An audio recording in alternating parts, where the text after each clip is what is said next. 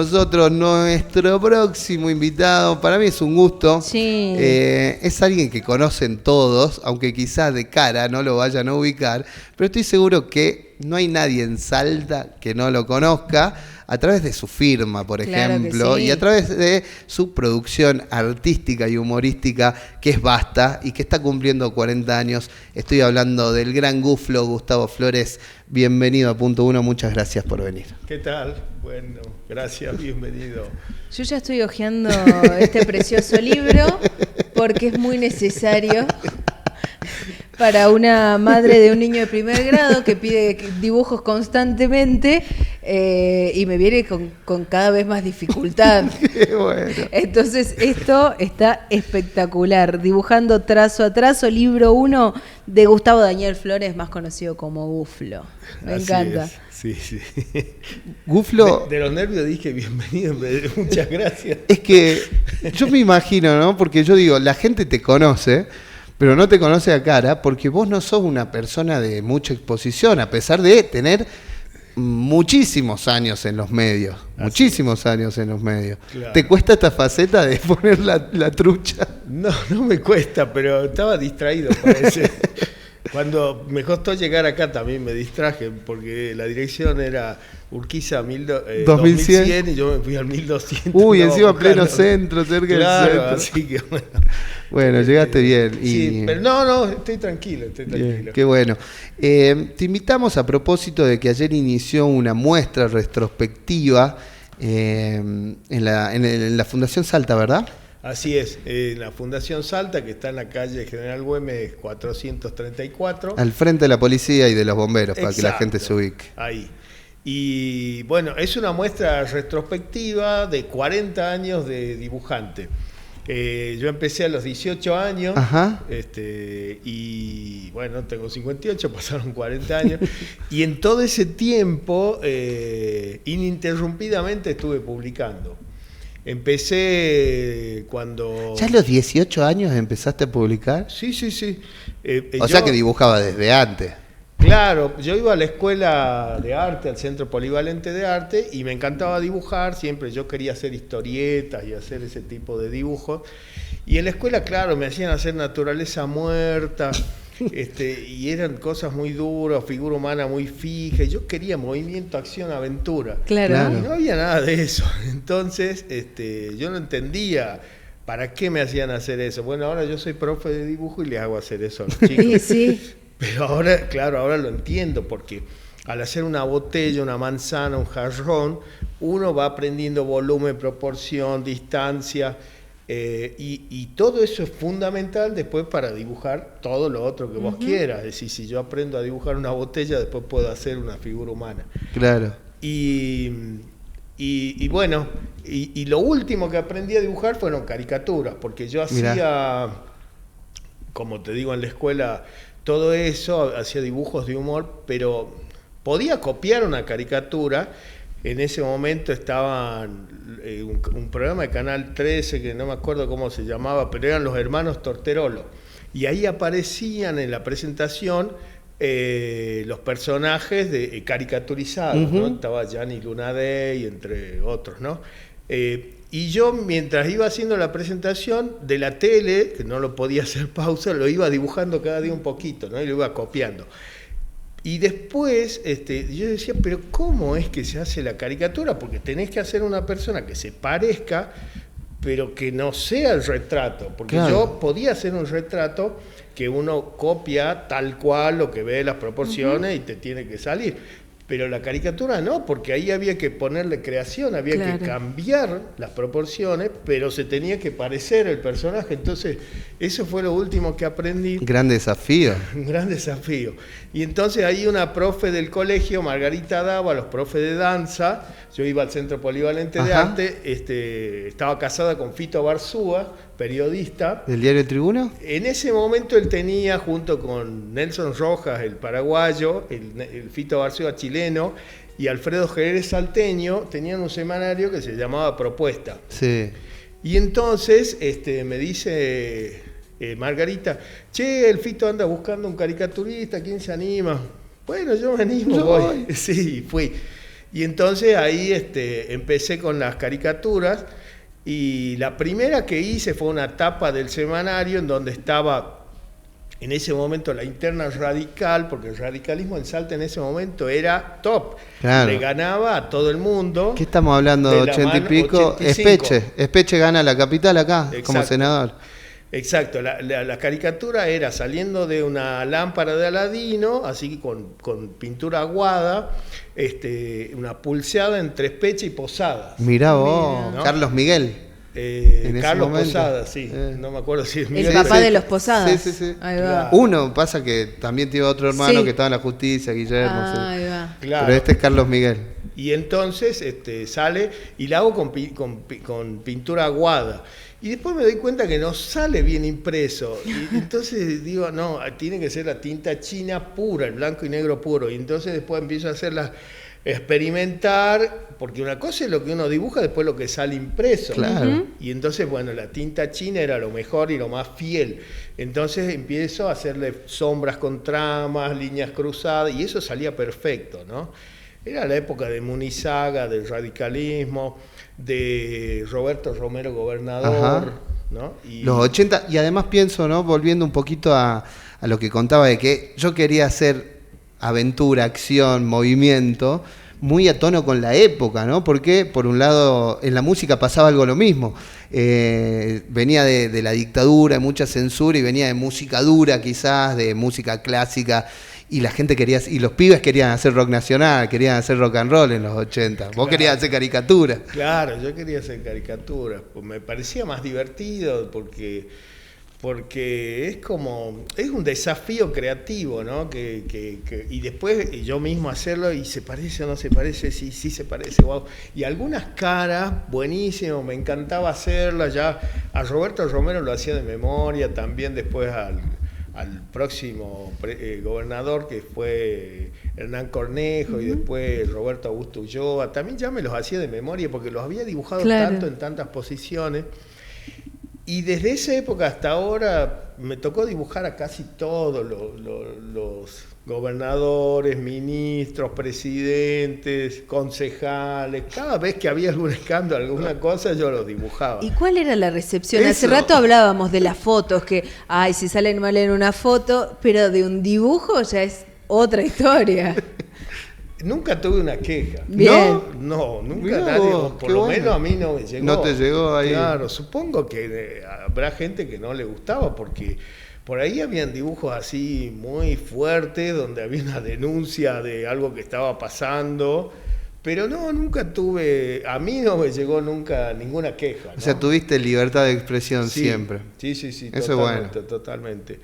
Y una caricatura icónica es en el año 87, recién venida la democracia, todavía había resquemores de golpe de Estado, los militares estaban enojados con Alfonsín porque lo estaban juzgando, metiendo presos.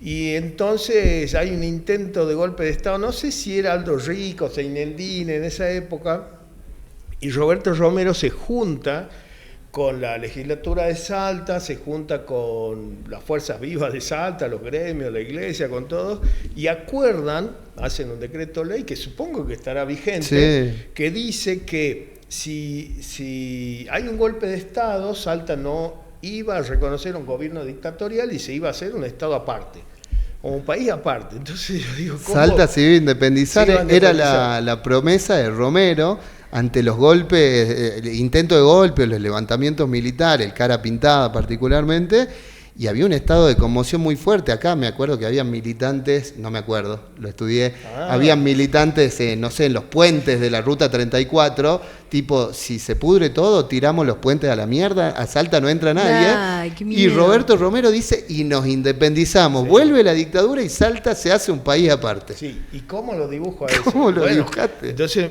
claro, ¿quién funda Salta? Hernando de Lerma. Y Hernando de Lerma funda y dice Ciudad de Lerma en el Valle de Salta. Después se llamó Ciudad de Salta en el Valle de Lerma. Entonces yo le puse Ciudad de Salta en el Valle del Romero y lo dibujo a Roberto Romero de perfil así con la ropa de Hernando de Lerma y la espada y la picota ahí fundando Espectacular. Salta, ¿no? Qué bueno. Sí, qué bueno. ese fue un dibujo muy icónico. de esa época. Sí.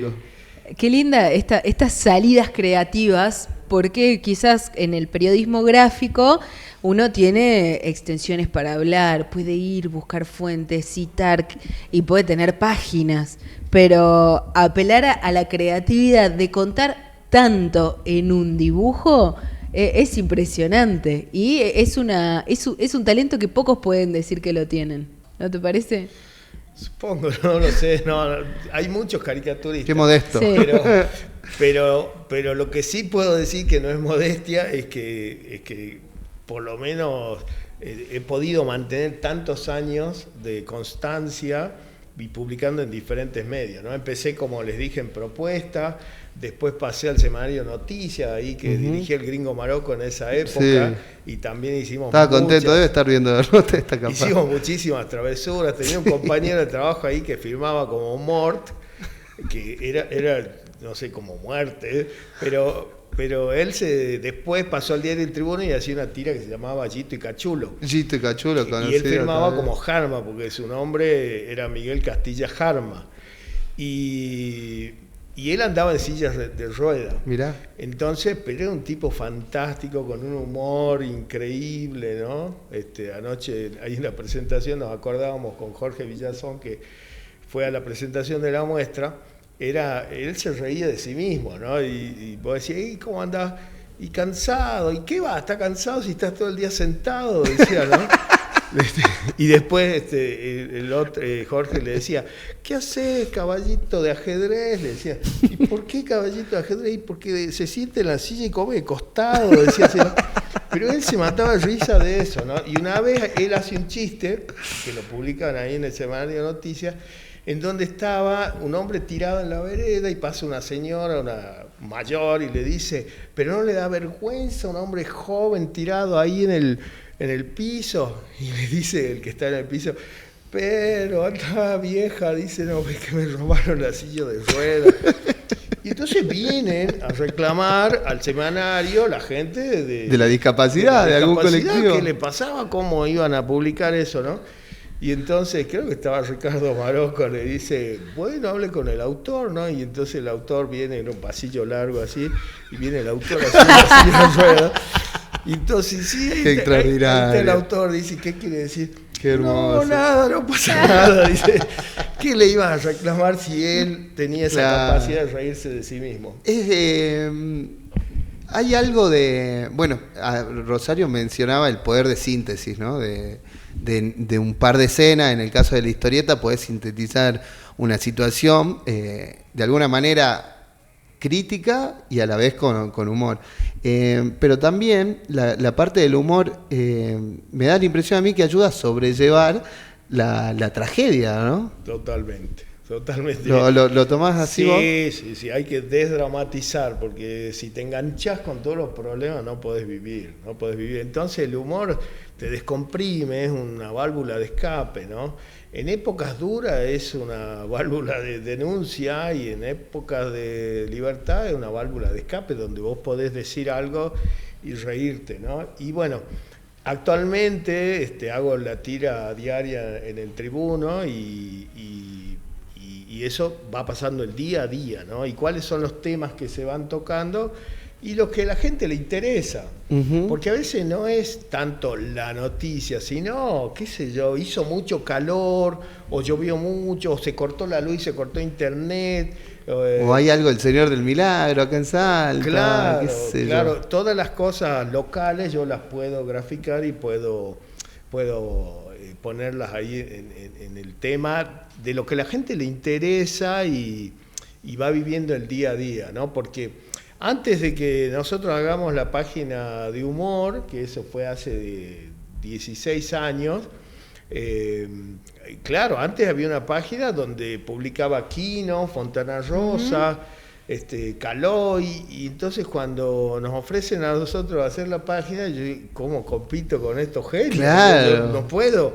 Con los monstruos. No puedo hacer algo mejor que ellos, ni siquiera igual ni parecido. Pero claro, yo tenía una herramienta que ellos no tenían.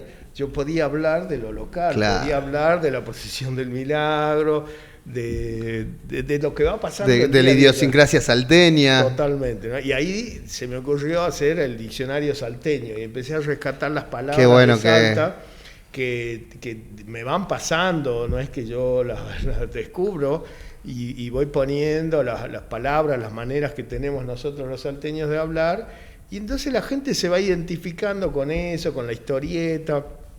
Durante 15 años hicimos la historieta de las mellizas Flora y Fauna, que empezamos con Daniel Zagarna al comienzo, después ya seguí solo, y bueno, cumplió su ciclo, y ahí empecé ahora con una nueva historieta que es la familia Argentrucci. Argentrucci. Sí, que suena a italiano, pero también a trucho. Y a argento. ¿No? Y argento.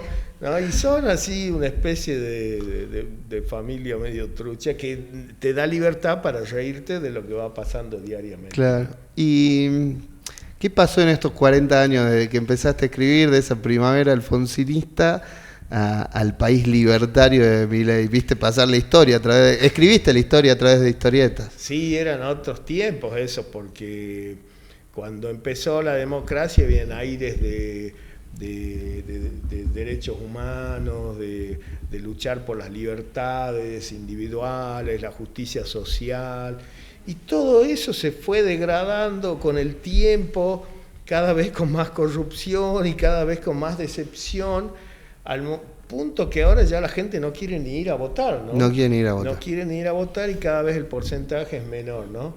Pero bueno, el sistema democrático es el mejor que tenemos, que conocemos, así que seguimos apostando por ahí. Y yo desde el humor descomprimiendo la situación para que no se agrave tanto, ¿no? Gustavo, es una producción diaria. Estás contando hoy la historia de la familia Argentrucci. ¿Qué tiempo te lleva hacer esa producción o pensarlo? Capaz se te ocurre en algún momento del día, lo anotás y después llegás y lo plasmás en el papel. ¿Cómo es ese proceso creativo hasta que queda publicado en el diario todos los días? Sí, sí es así. Y además no es mi única tarea, entonces no le puedo dedicar tanto tiempo tampoco. Claro. Entonces, de alguna manera la historieta te facilita. Por un lado te facilita porque los personajes ya están, ya no los tenés que diseñar cada ya día. Están caracterizados. En cambio, cuando haces una caricatura de un tema especial, tiene que ser una cara nueva, haces un trabajo nuevo, específico. En cambio, la historieta se facilita en el sentido que son los mismos personajes, cada uno tiene una personalidad que se va desarrollando a medida que va avanzando la historia, porque esto es como la telenovela que se hacía antes, ¿no? Que uno no sabía en qué iba a terminar. Y la historieta es lo mismo, hay personajes que entran así de colado y después pegan bien y está bueno para seguirlo y empiezan luego a seguir teniendo protagonismo. Entonces, usando los mismos personajes es más fácil armar una historieta con más velocidad, porque no tengo que diseñarlos cada día y simplemente sí lo que hay que pensar es la historia, ¿no? Es la historia y el guión, ¿no? ¿Cómo te llevas con la faceta docente? Porque laburás desde los 18 años, dibujabas desde antes, contabas por supuesto, desde los 18 publicás, y una faceta más o menos paralela a tu carrera tiene que ver con la docencia también, ¿no? Totalmente y casi juntas, porque al año siguiente, a los 19 empiezo a trabajar. Pensá que ahora están todos con TikTok a los 19. Claro, a los 19 se produce una vacante en el Centro Polivalente de Arte y me llaman, y yo a esa edad ya me había recibido de maestro nacional de dibujo. Mirá. Que me habilitaba para poder enseñar y dar clase. Entonces, como yo había sido buen alumno, entonces tenían un buen concepto y se produce una vacante y habían 2 horitas así que nadie las podía agarrar porque tenían choque de horario y me llaman, me dice, Gustavo, ¿vos te animás? 19 años. El profe de 19 años. Qué capo. Claro, y tenía 19 años y claro, mis alumnos tenían 12, 13, 14, en ese momento 12, porque era primer año, pero después fueron pasando los años y ya eran los de quinto año mis alumnos y yo tenía, no sé, 22 y mis alumnos tenían 17. Ya estaban ahí. Cada vez menos, sí, tenía muy poca diferencia de edad, entonces me empecé a dejar la barba para parecer más grande. Un poquito más grande. El truco de la época. Claro. Gustavo, las nuevas tecnologías una amiga mía dibuja, hace tatuajes, y una vez descubrí que, bueno, dibuja como en una tablet con un pincelito especial y va agrandando, dibuja poco a mano y le gusta más el dibujo digital. Seguramente hay un montón de herramientas hoy para facilitar eso, yo me imagino que es que te gusta más, escribir en papel, escribir en la compu. ¿Cuáles son tus preferidas y también qué estás viendo en estas nuevas generaciones de dibujantes? Es una herramienta bárbara. Lo digital a mí me encanta. No te ocupa, tiene muchas ventajas. No te ocupa lugar, no gastas papel, no gastas tinta, no gastas color. Entonces, y te facilita en velocidad. La tira diaria, mis dibujos están hechos en papel, escaneados, pero sí luego están pintados en digital, pero por una cuestión de velocidad, ¿no? Si yo tuviese tiempo me encantaría pintarlos con acuarela como hacía antiguamente, pero ya que está esta herramienta entonces te facilita y podés armar digitalmente las ilustraciones o la tira en este caso de una manera más fácil, ¿no? Entonces te agiliza los tiempos y me parece muy bien eso. Y los chicos de hoy, lo veo en mis alumnos, tienen un talento increíble y se viene una camada de chicos creativos impresionantes, mucho mejor de lo que éramos nosotros a su edad. Yo veo lo que los chicos hacen. Qué optimismo que tenés. No, yo veo veo que vienen cada vez peor. No. Lo que pasa es que, bueno, como yo trabajo en un colegio de arte, a ver, el gobierno prohíbe que usen los celulares, ¿no? No puedo yo prohibirle usarle los celulares porque mi materia es imagen digital y entonces ellos trabajan en el aula. Vos por ahí vas a pasar una clase y vas a ver todo con el celular, vas a decir, estos chicos están distraídos. No, están laburando. Y te hacen unas producciones y hay programas de celulares como Ibis Paint, por ejemplo, que ellos los recontradominan y te hacen unas ilustraciones increíbles, pero también hacen papel, también hacen acuarela, pero esa herramienta, todas esas a mí me encantan, ¿no? Con lo que no estoy muy amigado es con la ilustración de la inteligencia artificial. Ahí está, ahí quería ir. Eso es una gran estafa. ¿Qué onda con la inteligencia artificial? Es una estafa porque la inteligencia artificial no crea nada, solo copia, plagia de autores que encuentran las redes y vuelve a armar un rompecabezas, pero ustedes nunca van a ver un trabajo de inteligencia digital con un estilo propio. No hay. Y yo veo, por ejemplo, todo lo que se publica ahora que está de moda en la inteligencia artificial, en diarios, revistas, libros, en la tele, y yo lo veo y ya sé que es inteligencia artificial, porque no tiene un estilo propio. No hay ahí una línea de un autor que vos digas, wow, este es Cris, este es Fontana Rosa, este es Caloi, o este es Guflo, porque salvando las distancias de esos grandes maestros, ¿no? Pero no hay estilo, ¿no? Y creo que va a pasar un tiempo y la gente se va a cansar de eso, porque al final es como cuando empezó el arte digital también. Todo el mundo conoció Photoshop, todos los dibujos empezaron a aparecerse, por más que tenían una línea diferente, el color era igual, y ya los dibujantes de hoy están dejando de usar lo digital porque se ve mucho más particular el dibujo si tiene el trazo del lápiz, si tiene la tinta, la acuarela, el degradé que no se puede hacer con digital.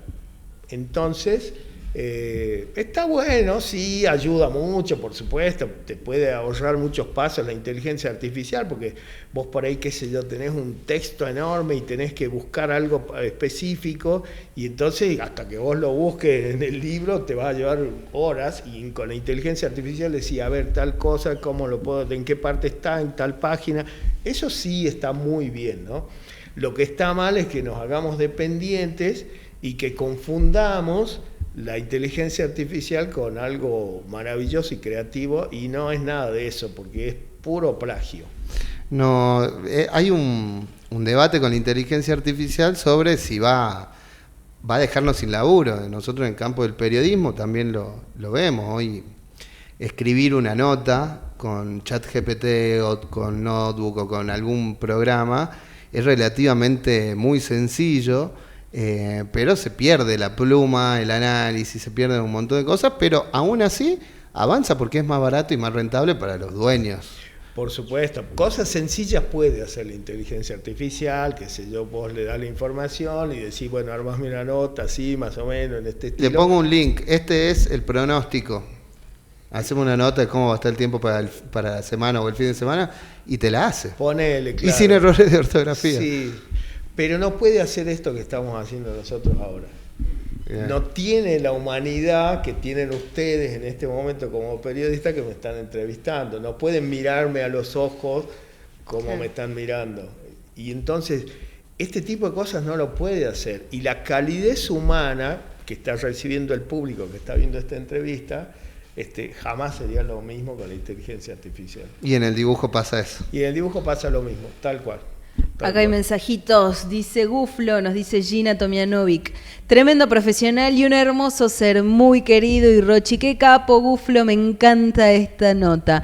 Los chicos hoy, decías, ¿no? Vos estás trabajando en un colegio de arte, pero hoy veo que hay menos tapujos o menos límites para el despliegue artístico, para la creatividad, para la expresión, ¿no? Cada uno, el otro día entré al Tomás Cabrera a sacar una fotocopia y las paredes plagadas de cosas, vas viendo acá a los chicos ensayando y digo, claro, hay también lugares que fomentan eso, ¿no? La expansión creativa de los chicos, y está bueno que ocupen esos espacios, no quedarnos con la negativa, que no, sino también propiciar que formen parte de estos espacios donde puedan ser creativos libremente. Totalmente. Yo creo que tendríamos que tener más escuelas de arte, porque en Salta tenemos el Tomás Cabrera en la zona sur, el polivalente de arte en el centro. Es el que tiene los espejitos, sí, las caras así saliendo afuera. Sí, eso, impresionante. Ese es un trabajo del profesor Mario Lozano con sus alumnos. Y el polivalente de la zona sur, que está en Los Tarcos. Pero hay mucha más demanda de eso, ¿no? Yo trabajo en el polivalente de arte y en estos días estuvimos tomando examen de aptitud artística, examen por decir, porque no tenemos cupo para todo. Por ejemplo, en artes visuales tenemos cupo para 3 grupos de 75, de 25 que hacen un total de 75, pero se anotan más de 130 chicos. Claro. Y de ahí... Es decir, que quedan afuera como 60 que quieren hacer arte y no pueden. Y no hay, lamentablemente no tenemos espacio, pero si hubiese otro colegio de arte en otro lugar, esos chicos podrían ir ahí. Y encima incentivaría que vayan más de esos 130. Claro. Esos 130 van sabiendo que muchos se van a quedar afuera. Claro. Entonces hay muchos que no van directamente por ese criterio. Claro. Y no es que no tengan talento, porque es muy difícil decir cuál entra y cuál no entra, porque... Claro, vos tenés de esos 130, vos ves, hay unos pocos que son brillantes, entonces no tenés duda. Hay muy poquitos que vos decís, no, esto la verdad que está muy flojo. No hace ni un cuadrado derecho. Sí, pero la verdad que les va a costar mucho, ¿no? Y después, con el criterio de que los que más o menos dibujan bien es porque le pusieron más horas de trabajo, y si le pusieron más horas es porque tiene más pasión, y para estudiar arte tenés que tener pasión, porque si no tenés pasión no funciona, no funciona, porque vos vas a estudiar doble turno mañana y tarde, y si no te gusta, por más que sepas dibujar, no va a funcionar. Claro. Entonces buscamos los que tengan más pasión. Bien. Pero claro, hay un intermedio que son casi todos iguales, y están todos buenos, pero no los podés hacer entrar, entonces qué difícil esa decisión. Y es muy difícil y muy cruel. Por eso digo yo que debiera haber más escuelas de arte. Hace un tiempo vi una nota de Michael Moon, me parece que es un periodista norteamericano, buscando la mejor escuela del mundo. Y entonces descubrió que era, si no me equivoco, en Finlandia. Y entonces va y habla con los profesores y les dice, ¿cuál es la materia que no tendría que faltar? Y entonces un profesor le dice, arte. Dice, usted debe ser profesor de arte. No, yo soy profesor de matemática. ¿Y por qué usted cree que el arte es tan importante? porque es la base. Si el chico no se expresa, no es creativo y no puede aflorar su espíritu, no va a poder hacer matemáticas nunca. Y entonces eso es muy importante, ¿no? Y Qué también bueno. esto, ¿no? De ir equilibrando un poco el arte, vamos con matemática, pero importante que aprendan arte para que aprendan del disfrute también mientras van haciendo algo y de que el trabajo te da un resultado. Me gustó eso, de hecho, también había leído durante la facultad, uno de los autores decía que el alma se alimentaba de varias cuestiones y de la más importante que se tenía que alimentar era del arte.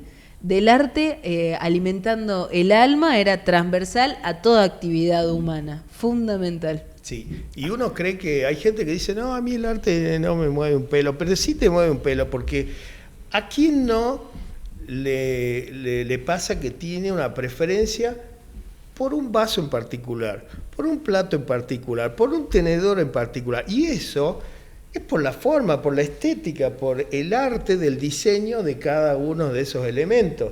Entonces, por más que uno diga, bueno, yo soy futbolero y el arte, sí, pero sos futbolero, pero te gusta tomar en esa taza el té y no en otra. O de esos colores los botines. De esos colores, claro. O Entonces, esa camiseta de ese equipo es tu favorita. porque se relaciona además en ese caso la pasión del equipo con el... Todo tiene que ver con la imagen, el color, el sabor. Y el arte es terapéutico porque cuando uno hace arte, cualquier tipo de arte, danza, música, dibujo, uno tiene que centrarse en el aquí y el ahora.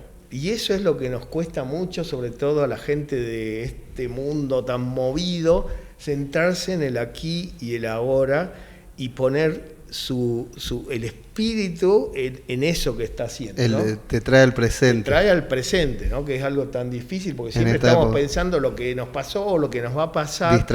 Distraídos, y no nos centramos en nuestro propio corazón. Hay más mensajes. Sí. Acá dice Ana, señor Guflo, ¿da clases particulares para los niños? Y para los más grandes, felicidades por los 40 años. Gracias. ¿Da clases particulares, Guflo? Doy clases los días martes a las 19, hoy tengo clases por Zoom. Por Zoom. Sí. Bien, ¿cómo se contactan? ¿Puedo dar mi número? Sí, o tenés redes sociales. O en las redes Ahí está. sociales, Ahí buscan está. Guflo y ahí van a Eso es encontrarme. más sencillo, sí. Y ahí se contactan, ¿no? Perfecto. Así que sí, incluso... Lo pongamos en el graph, porfi, al usuario. Y acá dice Mauri, un crack Guflo, el otro día lo vi en la Feria del Libro, me quedé un ratito viéndolo y muy bueno. Y Usina nos dicen, ¿dónde se van a publicar las historietas cuando terminen de morir los diarios papel? Uf, qué pregunta esa. Y serán las redes. Será en las Sí, redes claro, sociales. supongo. ¿Cómo te llevas con las redes? Bien. ¿Bien? Sí. ¿Las usás? ¿Sos de usarlas? Sí, las uso. ¿Publicás ahí? Sí, publico lo mismo que en el papel también, sí. Ujú. Sí, incluso por WhatsApp. Sí, me parece una buena herramienta. Pero El tema más- es quién nos paga por publicar en las redes. ¿Quién paga? Claro, es el problema. En el diario, bueno, te paga, mal que mal, uno Claro. renegará más o menos, estará en paritarias permanentes, Sí. como todos los laburantes argentinos, pero bueno, hay alguien y va a decir, che, este es mi trabajo. Sí. En las redes sociales, señor Instagram, págueme. Claro. Busco canje, dicen. Claro, sí, es complejo. Hay que encontrarle el agujero al mate en ese sentido. Este libro me encantó, dibujando trazo a trazo. ¿Se Ahí lo, está. ¿Se lo puede conseguir a ese Eso Guflo? mismo. Sí, se lo puede conseguir. Está en una librería que se llama Flor de Loto. Y En la Galería del Palacio. En la Galería del Palacio. Y si no, bueno, me escriben a mí, ya les pongo contacto. Se envía a todo el país por correo, así que no hay ningún problema. ¿De qué va este libro? Contanos Es un poco. un libro Está espectacular.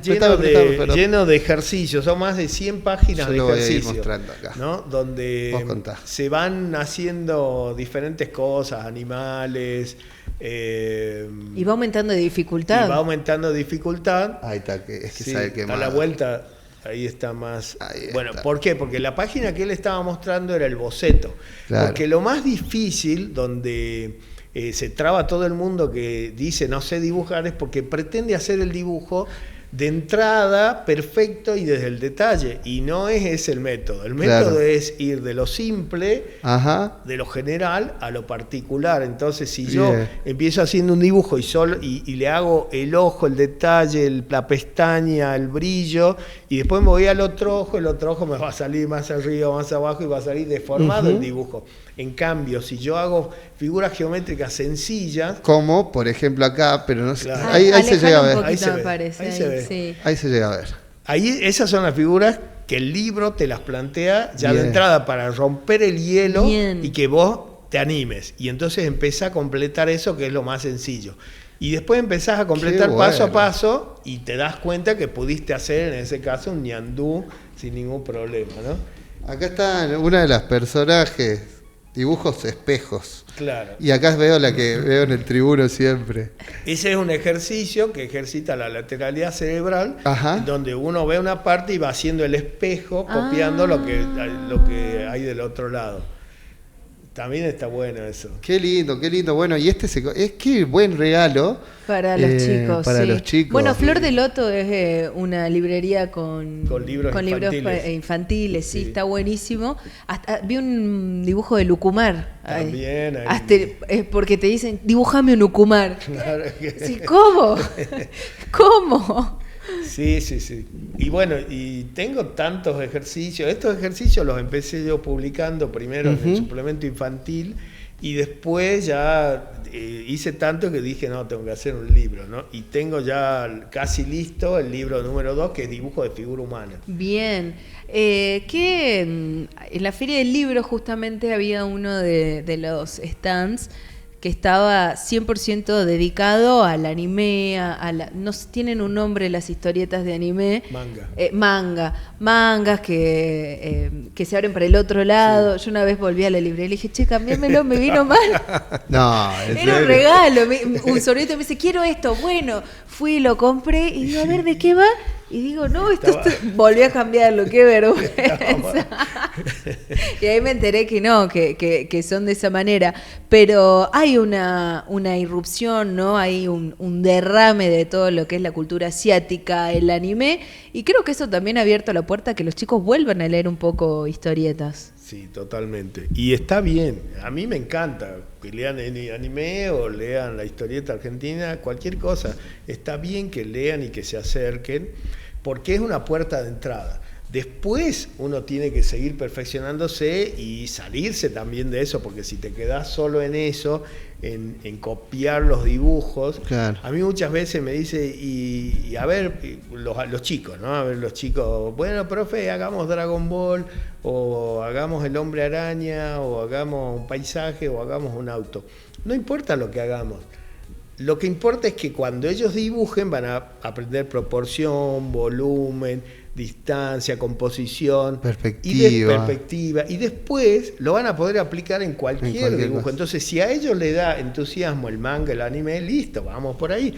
Entonces está bien que hagan lo que quieran. Lo que sí tienen que saber es que no se tienen que quedar atrapados ahí, porque si se atrapan ahí, después no pueden hacer otra cosa que no sea eso.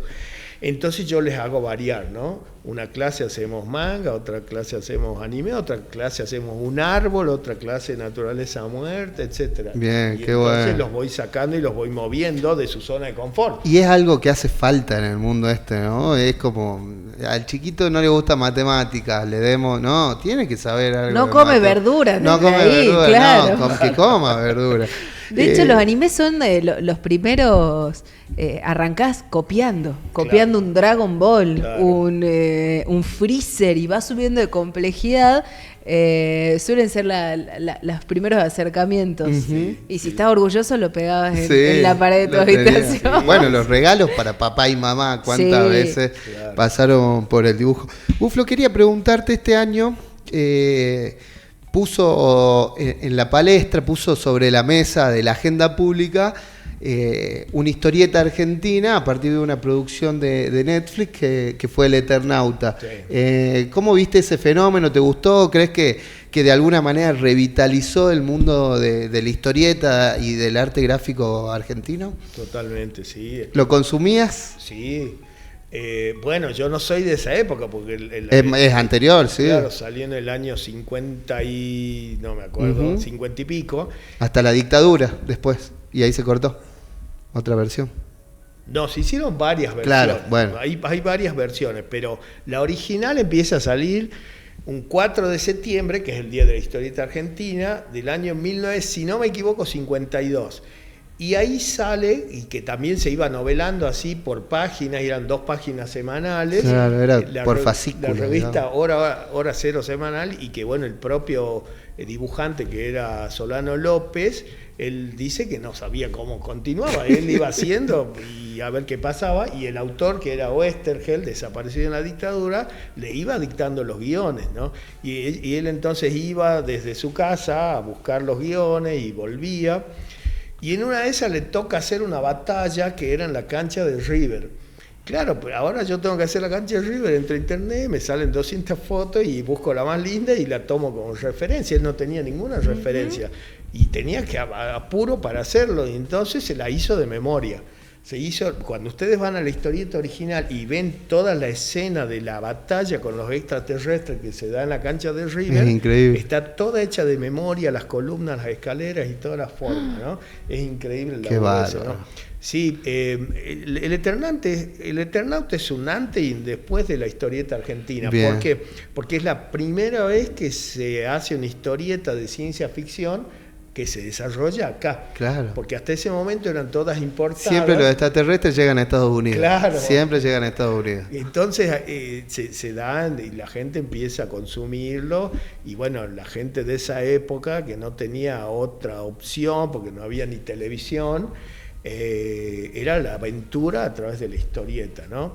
Y me encantó que se haga esta versión, me encantó lo que vi, que no es ni la tercera parte Es muy poco. del primer libro, porque son varios libros, así que estoy feliz porque eso revitaliza la historieta argentina, y a los dibujantes y a todo el mundo le da ganas de leer la original, y se empezaron a vender un montón de libros. De valer 2 mangos en la feria, ahora no lo conseguí. Claro. Guflo, ¿y qué otras historietas te influenciaron, te gustaba? Pienso por ahí Quino, lo nombraste, Alfonsín, Sí. Mafalda, Bueno, en esa época también. Cuando yo era niño leía Mafalda, ¿no? Mi mamá me regalaba los libritos eso de Mafalda, y mi papá decía, pero eso no es para niños, porque claro, la verdad era muy profunda Mafalda, pero yo lo leía con mi vista de niño y a mí me encantaba igual, ¿no? Qué sé yo, había una donde aparece el hermano Guille, que dibuja todas las paredes, garabatea, y después dice tantas cosas que viene este lapicito, dice, ¿no? Esa genialidad Qué de extraordinario. Quino, extraordinaria. Y después yo veía dibujos animados, a mí me encantaban las aventuras de Hijitus, me gustaban más que los dibujos de Disney, García ¿no? Ferré. De García Ferré, porque tenían un hablar argentino, y yo me sentía muy identificado seguramente, y por eso me gustaba. Pero además había que tener la paciencia de verlo, porque eso se hacía 1 minuto diario. Era ¿Un minuto diario? 1 minuto. Entonces era, suponete, las 9 de la noche, porque no era como ahora que vos tenés Cartoon On Network demand. y tenés 24 horas de dibujos animados. Era a las 5 de la tarde, había un programa infantil que duraba 1 hora, y después a la noche 1 minuto. Era una telenovela de 1 minuto. Entonces vos veías de lunes a viernes 5 minutos, y el sábado te pasaban los 5 minutos completos. Uy, ¿no? un Y después panzazo. No, terrible, para los ansiosos. Cuando terminaba problema. el mes, veías Más o menos la 20 historia. minutos, claro, era el capítulo entero. Pero para eso, Manuel García Ferré tenía 100 personas trabajando. Claro. Era un equipo muy grande para hacer 1 minuto diario de animación, ¿no? Qué bueno. Los chicos se mueren No, con se algo así mueren. ahora. Bueno, escuchá, dura lo mismo que un reel, Que un ponele. reel. Pero reel ves 500. Claro, este era uno Olvidé. solo. Ah. Qué capo, Guflo. Hay más mensajitos por acá. Nos dice Daniel Cuadrado, saludos a un gran artista y buen amigo. José Cerrudo, muy buena la anécdota del amigo Jarma. Un gran personaje, al igual que el amigo Yerba. Claro, todos plumas reconocidas, igual que vos ahí, Sí. colegas. Y acá Lourdes, una pequeña intriga, ¿por qué Guflo? Porque quiere decir Gustavo Flores. Ese es mi nombre verdadero que nadie conoce. Gustavo Daniel Flores me llamo. Alias Guflo. Claro, lo que pasa es que yo era chico, tenía, no sé si 12 años, y leí un artículo que salió en el diario que era de Caloi. Y ahí Caloi cuenta que había nacido en Vespucio, acá en Salta, después se había ido a Buenos Aires, y su nombre era Carlos Loisiau. Loazó, ¿no? Pero se escribía Loisiau. Y entonces, y yo ahí pensé, Guflo, entonces Gustavo Flores, y como él era Caloi, y lo mío encajaba en Guflo, y de ahí se me ocurrió firmar así los dibujos. Vos serías Romen Dieta, o Romen, sí. Y yo Franlay. Claro.